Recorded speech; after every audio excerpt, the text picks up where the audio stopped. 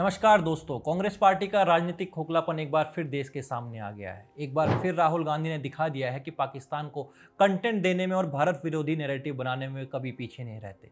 लेकिन जैसे ही भारत का पक्ष वैश्विक स्तर पर रखने की बात आती है तो पार्टी उस पर तुरंत पॉलिटिक्स शुरू कर देती है। उसको इस तरह से पेश करती दिखाई देती है मानो ऐसा करके वो देश पर कोई एहसान कर रही हो। कांग्रेस के राज्यसभा सांसद जयराम रमेश का ये ट्वीट देखिए। उनका कहना है कि पीएम मोदी पहले तो कांग्रेस पार्टी की आलोचना करते थे, अब उन्हें हमारी मदद की जरूरत पड़ गई, इसलिए सर्वदलीय प्रतिनिधिमंडल में उनकी पार्टी के सांसदों को भेज रहे हैं।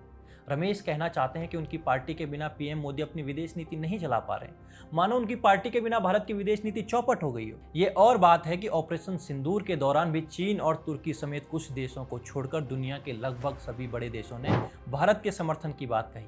ये और बात है कि ऑपरेशन सिंदूर के दौरान पाकिस्तान में स्थित आतंकी अड्डों पर स्ट्राइक करने के बाद भी, पाकिस्तानी एयरबेस को उड़ाने के बाद भी पाकिस्तान भारत के विरुद्ध यूएनएससी में प्रस्ताव पारित नहीं करा पाया।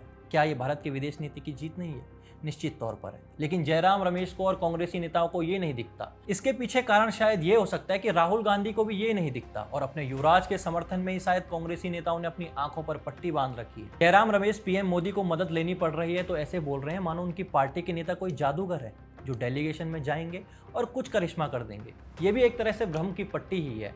ये वैसा ही है जैसे राहुल गांधी ने अपनी आंखों पर बांध रखी है कि खटाखट सब कुछ ठीक कर देंगे, खटाखट गरीबी मिटा देंगे, खटाखट लोगों के अकाउंट में पैसे भेज देंगे और खटाखट सब कुछ सही कर देंगे। दोस्तों, अब सवाल ये भी है कि कांग्रेस पार्टी का क्या यही दोहरापन उसका राजनीतिक चरित्र है? याद रखिए, पहलगाम इस्लामिक आतंकी के हमले के समय यही जयराम रमेश और यही कांग्रेस पार्टी बार बार कह रही थी कि सरकार को सभी दलों को साथ लेना चाहिए। अब जब सरकार ने सभी दलों को साथ लिया है तो कहने लगे कि हमारी मदद लेनी पड़ गई। अरे जयराम जी, इसे पार्टिसिपेटिव डेमोक्रेसी कहते हैं, पर आपकी पार्टी को ये समझ नहीं आएगा क्योंकि आपकी पार्टी अपने नेताओं को ही पार्टिसिपेट नहीं करने देती है।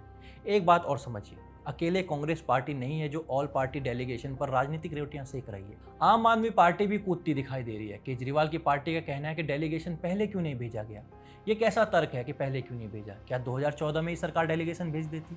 2025 में पहलगाम इस्लामिक आतंकी हमले में चुन चुनकर हिंदुओं को निशाना बनाया गया। भारत ने उसका जवाब देते हुए पाकिस्तान में आतंकियों के अड्डों को निशाना बनाया। पाकिस्तान ने इसे अपनी लड़ाई बना दिया और फिर दोनों देशों के बीच कॉन्फ्लिक्ट चलता रहा। बाद में पाकिस्तान गिड़गिड़ाने लगा तो भारत ने उसे छोड़ दिया। इसके बाद सरकार ने दुनिया के देशों में जाकर भारत का पक्ष रखने के लिए ऑल पार्टी डेलीगेशन का ऐलान कर दिया। अब सवाल है कि इससे पहले कब ऑल पार्टी डेलीगेशन भेज देते, जैसा कि आम आदमी पार्टी के राज्यसभा सांसद संजय सिंह कह रहे हैं। मतलब ऐसा प्रतीत होता है कि मीडिया में बयान दे रहे हैं तो कुछ ना कुछ बोलना है, कुछ भी बोल दो, भले इस बात का कोई सेंस ही ना हो।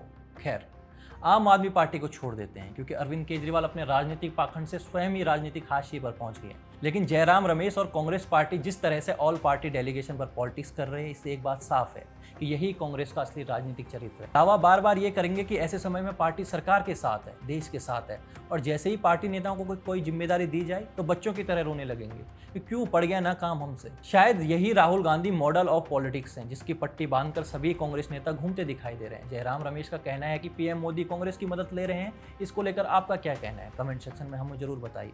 अगर आपको हमारा कंटेंट पसंद आता है तो हमारे चैनल को फॉलो भी कर लें। जय हिंद।